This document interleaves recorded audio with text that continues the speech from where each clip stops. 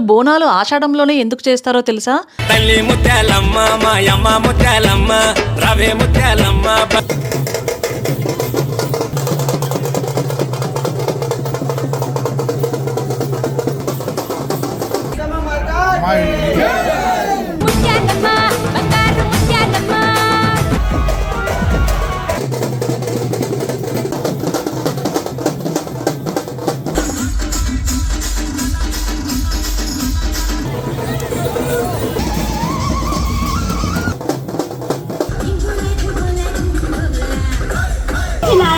సత్యనారాయణ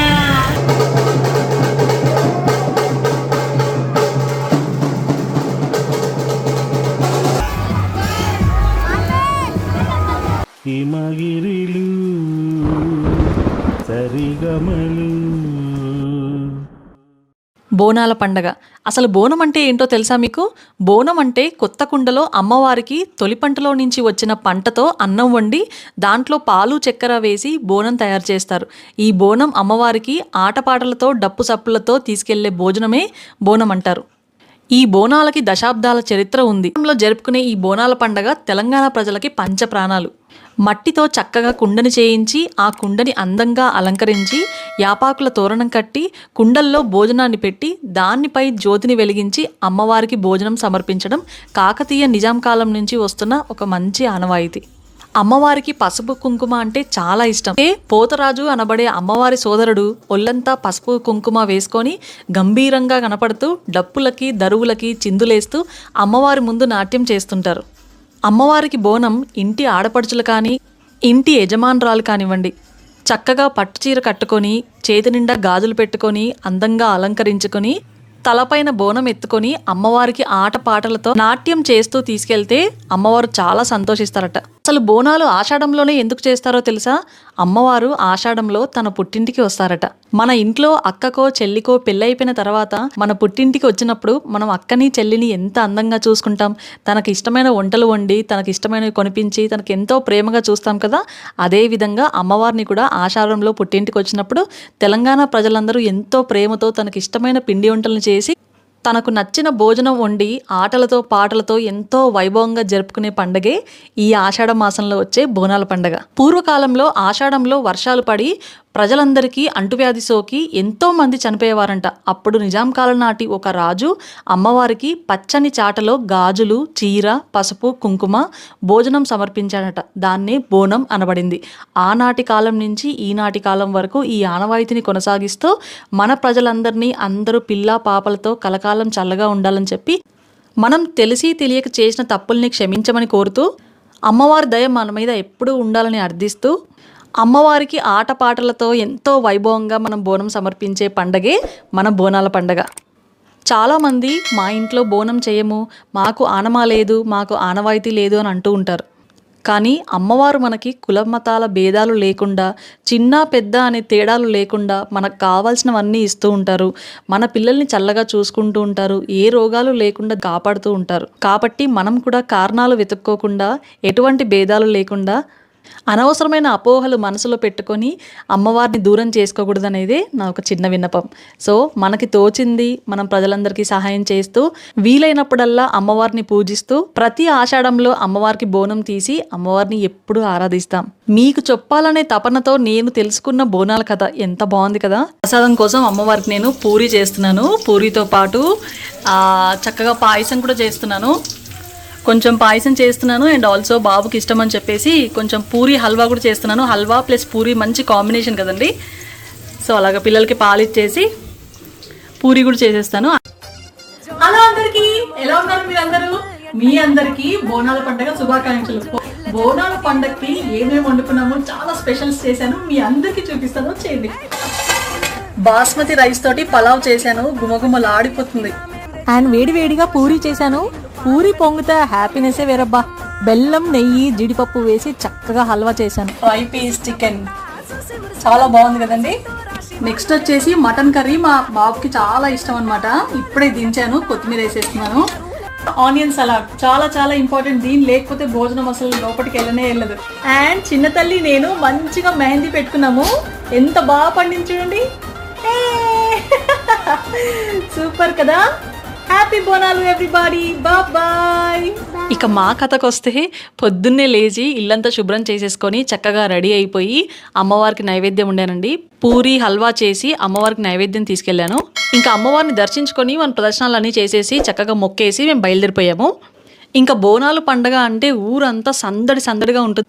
సిటీలో ఉన్న అన్ని గుడులని చాలా చక్కగా అందంగా అలంకరించి పోతరాజుల వేషం వేసుకొని రోడ్డు మీద అంతా డీజే పాటలు, సౌండ్ వర్క్స్ ఎంత కలకల్లాడిపోతుందంటే హైదరాబాద్ అంతా ఒక ఊపు ఊగిపోతుంది అనమాట. బోనాల పండుగని కొన్ని ప్లేసెస్లో చాలా పోటాపోటీగా చేస్తారు. ఆషాఢ మాసం స్టార్ట్ అవ్వగానే ఫస్ట్ బోనాలు గోల్కొండలో చాలా వైభవంగా చేస్తారనమాట.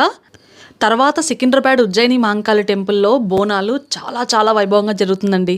ప్రత్యేకంగా హైదరాబాద్లో జరిగే బోనాల పండుగను చూడడానికి ఎక్కడెక్కడి నుంచో ఊర్ల నుంచి తరలి వస్తారంట. అందుకే హైదరాబాద్లో బోనాలు జరిగేటప్పుడు మొత్తం రోడ్లన్నీ చాలా ఫుల్గా ఉంటాయి. ట్రాఫిక్ అంతా ఆగిపోతుంది. జనాలందరూ రోడ్ల మీదే ఉంటారు. లైట్ వర్క్స్ అనేసి, పోతరాజుల ఆటలు అండ్ పలారాల బండ్లు అసలు చూడడానికి 2 కళ్ళు సరిపోవండి. అసలు స్పెషల్గా నాకైతే అసలు బోనాల పండుగ అంటే ఎంత ఇష్టం అనేది నేను అసలు మాటల్లో చెప్పలేను. చిన్నప్పటి నుంచే అండి. నేను యాక్చువల్గా చాలా ఇయర్స్ అంబర్పేటలో ఉన్నాను అనమాట. అంబర్పేటలో బోనాలు కానివ్వండి, సికింద్రాబాద్ బోనాలు కానివ్వండి, ఎక్కడున్నా సరే ఈ బోనాలు, అమ్మవారు ఊరేగింపు, జాతరలు, పోతరాజు ఆటలు అంటే నాకు చాలా ఇష్టం అనమాట. సో ఏది ఏమైనా సరే అంతా రెడీ అయిపోయి ఇంట్లో పనంతా చేసుకొని పూజ అన్నీ అయిపోయిన తర్వాత ఊర్లో జరిగే ఊరేగింపులకి ఖచ్చితంగా వెళ్తాం అనమాట. నాకు అదే ఇంట్రెస్ట్, మా హస్బెండ్కి కూడా చాలా ఇంట్రెస్ట్ అనమాట. సో మా ఇద్దరికి కరెక్ట్గా కుదురుతుంది ఇలాంటి విషయాల్లో. ఫస్ట్ వచ్చేసి గొల్లకిట్టన్న చేసే సికింద్రాబాద్లో బోనాల జాతరకి వెళ్ళాము. ఈ బోనాల జాతర ప్రతిసారి వెళ్దాం అనుకుంటాం కానీ అక్కడ ఉండే రష్ని ఇమాజిన్ చేసుకుని చాలా భయపడిపోతాం. కానీ ఈసారి లక్కీగా ఏంటో మరి తెలియదు కానీ మేమైతే వెళ్ళిపోయి చక్కగా గుడి అంతా చూసామండి. చాలా బాగా డెకరేషన్ చేశారు. గుడి మొత్తాన్ని కంప్లీట్గా ఫ్లవర్స్తో డెకరేషన్ చేశారు. మనం ఎలాగైతే పెళ్లి మండపాలు చేస్తారో అదే విధంగా చేశారనమాట. చాలా గ్రాండ్గా కనిపించింది. ఎంత రష్ ఉన్నా సరే అమ్మవారి దర్శనం కూడా చాలా బాగా జరిగిందనమాట. ఫస్ట్ టైం నేను అమ్మవారి గుడిలోకి వెళ్ళి అమ్మవారిని చూడడము, ఆ కళ్ళు ఎంత అందంగా ఉన్నాయి, అమ్మవారి రూపం ఎంత బాగుందంటే చాలా హ్యాపీ అనిపించింది. ఇంకా గుడి నుంచి బయటికి వచ్చిన తర్వాత సికింద్రాబాద్లో జరిగే గొల్లకిట్టన్న బోనాల జాతర అంటే చాలా ఫేమస్. తనకి చాలా క్రేజ్ ఉందనమాట. సో హైదరాబాద్లో ఉన్న యూత్ అంతా ఆల్మోస్ట్ అక్కడే ఉంటారనమాట. డీజే పాటలు, ఆటలు, ఇంకా డ్యాన్సులు, ఆ లైటింగ్ వర్క్స్, కళ్ళు చెదిరిపోయేంత లైటింగ్ ఉంటుందండి. చాలా బాగుంటుంది.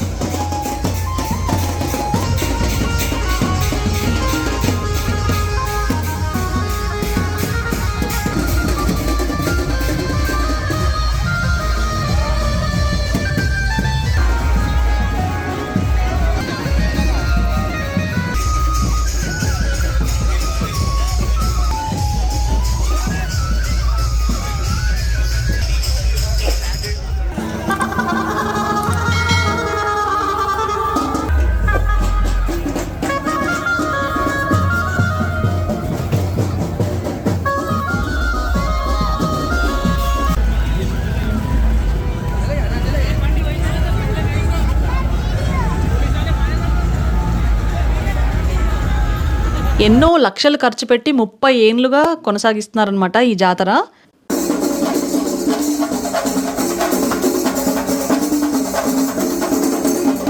చాలా ప్రాంతాల నుంచి వీళ్ళందరినీ తీసుకొచ్చి ఇక్కడ ఆటలు ఆడిస్తూ ఉంటారు. ఇక్కడ చూస్తున్న ఆట కేరళ డప్పు అనమాట. నేను కేరళకు వెళ్ళినప్పుడు సేమ్ ఇలాగే ఒక అమ్మవారిని ఊరేగింపు చేస్తున్నప్పుడు ఊరేగింపు ముందంతా ఇలాగే ఆటలాడుతూ ఉంటారు. వాళ్ళు డప్పు కొడుతూ ఉంటారు అనమాట. వీళ్ళ డప్పు కంప్లీట్గా డిఫరెంట్గా చాలా ట్రెడిషనల్గా ఉంటుంది. అలా బోనాల పండగ రోజు ఆల్మోస్ట్ 12 గంటల వరకు ఆ సికింద్రాబాద్లోనే ఆ బోనాల జాతర, వాళ్ళ ఆటలు పాటలు, వాళ్ళ డ్యాన్సులు డప్పులు చూసుకుంటానే ఆ రోజంతా అలాగే గడిచిపోయింది అక్కడ.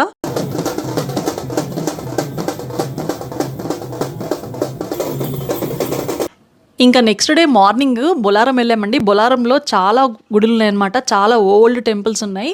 మా అత్తయ్య వాళ్ళు అక్కడి నుంచే కాబట్టి ఆమె కూడా తనకు సెంటిమెంట్ అనమాట. ఇలా చాలా టెంపుల్స్ అన్ని తిరిగితే తను కూడా హ్యాపీ అయిపోతుంది. సో బోనాల పండగకి నెక్స్ట్ డే ముత్యాలమ్మ టెంపుల్కి వెళ్ళాము.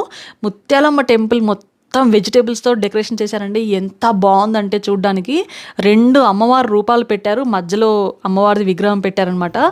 మొత్తం పైన చూసారా నిమ్మకాయలతోటి, చక్కగా పూలతోటి, పండ్లతోటి, కూరగాయలతోటి చక్కగా డెకరేషన్ చేశారు. ఎంత బాగుందో చూడ్డానికి. అన్ని కూరగాయలు కిందకి వేలాడుతున్నాయి అన్నమాట. చూడ్డానికి ఎంతో అందంగా అనిపించింది. అమ్మవారి గుడి లోపటికి ఉంటుందన్నమాట. రూపం చాలా చాలా బాగుంటుందండి, చాలా పవర్ఫుల్ అనమాట. ఆ ఏరియాలో ముత్యాలమ్మ టెంపుల్ అంటే చాలా ఫేమస్. నా పెళ్ళైన కొత్తలో ఫస్ట్ వచ్చిన మా అత్తగారి ఇంటికి వెళ్ళిన తర్వాత నేను ఫస్ట్ వెళ్ళిన టెంపుల్ అనమాట ముత్యాలమ్మ టెంపుల్. నాకు చాలా మెమరీ ఉంది.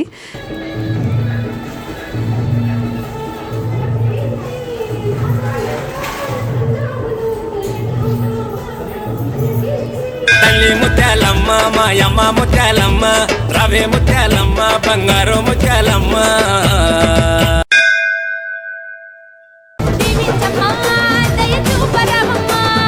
గుడి మొత్తంలో అమ్మవారి రూపం ఒక్కొక్క కలర్లో పెట్టారనమాట. ఒకటి బ్లూ కలర్లో, ఇంకోటి పింక్ కలర్లో, ఇంకోటి గ్రీన్ కలర్లో, మొత్తం గుడి మొత్తంలో రూపాలు ఉన్నాయండి. ఎంత బాగుందంటే ఒక్కొక్క రూపం చాలా పెద్ద రూపాలు అనమాట.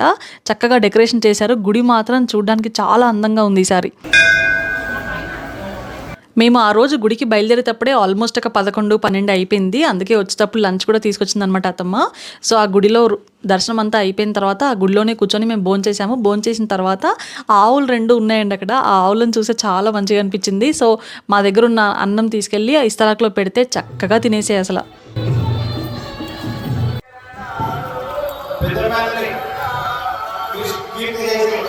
నెక్స్ట్ వచ్చేసి మేము సర్దార్ బజార్లో ఉన్న మహంకాళి అమ్మవారి టెంపుల్కి వెళ్ళామన్నమాట. ఈ టెంపుల్ కూడా చాలా ఓల్డ్ టెంపుల్.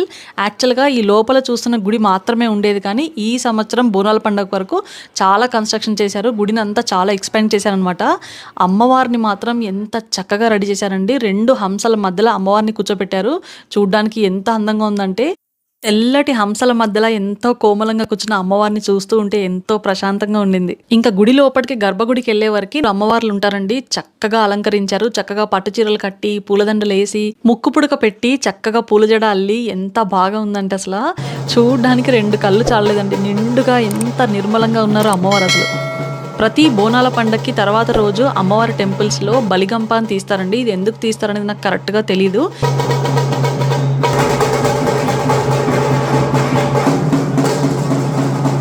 అమ్మవారి చుట్టూ 3 సార్లు అటు 3 సార్లు ఇటు తిప్పేసి వీళ్ళు గుడి చుట్టూ ఒక 3 ప్రదక్షిణలు గట్టిగా అరుచుకుంటూ పరిగెత్తి డప్పులతో తిరిగి ఎవ్వరూ ఎదురు రాకుండా చూసుకొని మళ్ళీ ఊరు చివర వెళ్తారనమాట. దీనికి అసలు కారణం అనేది ఏంటో తెలియదు, కానీ ఇది మాత్రం ఖచ్చితంగా చేసే ఒక ఆనమా అనమాట.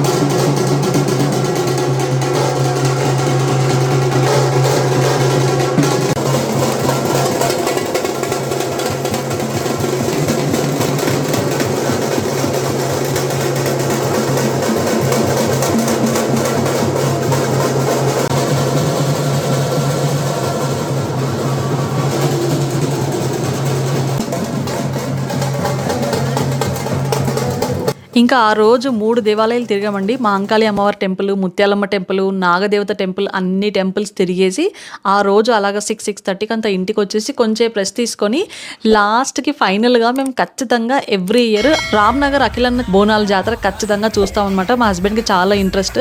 సో ఇంటికి వచ్చిన తర్వాత ఇంకో 2 అవర్స్ రెస్ట్ తీసుకొని మేము ఒక 9 o'clock పిల్లల్ని తీసుకొని బయలుదేరామన్నమాట. ఇంకా రామ్నగర్లో చాలా చోట్ల పోతరాజు ఆటలు, పలార బండ్లు, చాలా పెద్ద పెద్ద ఊరేగింపులు తీస్తున్నారు.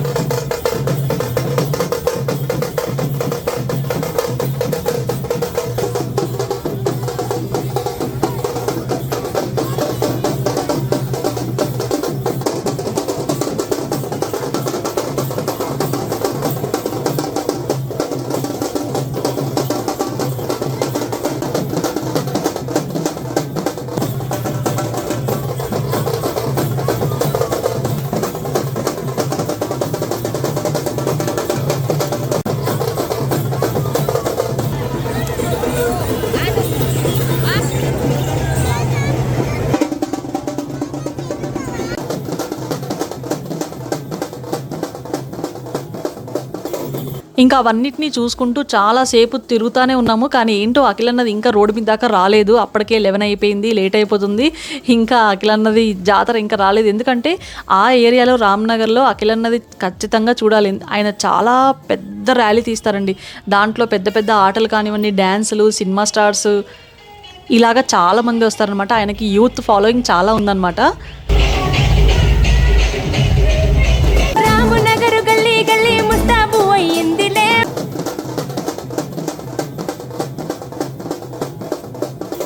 అలా చాలాసేపు వెతికిన తర్వాత ఫైనల్గా అఖిల్ అన్నది బోనాల జాతర అయితే దొరికింది మాకు.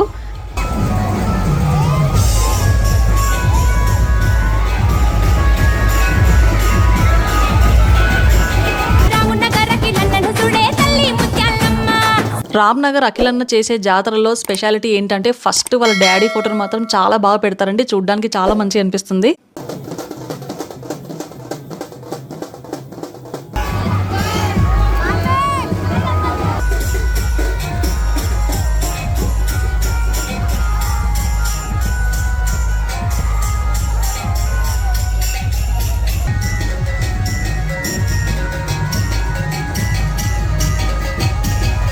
ప్రతిసారిలాగే ఈసారి కూడా చాలా పెద్ద ఊరేగింపు తీశారనమాట. ఆ ఊరేగింపులో స్టార్టింగ్ వచ్చేసి వెంకటేశ్వర స్వామి అండి. అసలు నిజంగా తిరుపతిలో ఊరేగింపు జరుగుతున్నట్టే ఉందన్నమాట. చూస్తుంటే ఎంత బాగుందంటే డెకరేషన్, ఆ స్వామివారు నిజంగా నడిచి వచ్చినట్టే ఉందన్నమాట.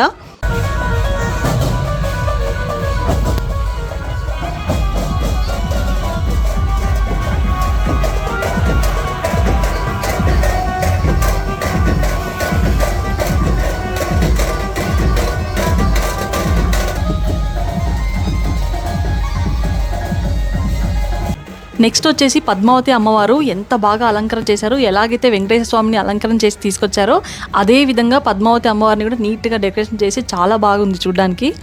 అమ్మవారు ముందుకు నడుస్తుండగానే వెనకాల ఇంకా పెద్ద లైటింగ్స్ తోటి సేమ్ మనం పెళ్ళికి బరాత్ ఎలా తీస్తారో అదే విధంగా ఎంతో పెద్ద విగ్రహంతో అమ్మవారిని అందంగా అలంకరించి ఒక గుడి లాంటి సెటప్లో చక్కగా దానికి చుట్టూ యాపాకులు కట్టి, మామిడాకులు కట్టి, అట్టి పండ్లతో అలంకరణ చేసి, అరటి కొమ్ములు కట్టి ఎంత అందంగా అలంకరించారంటే అమ్మవారిని.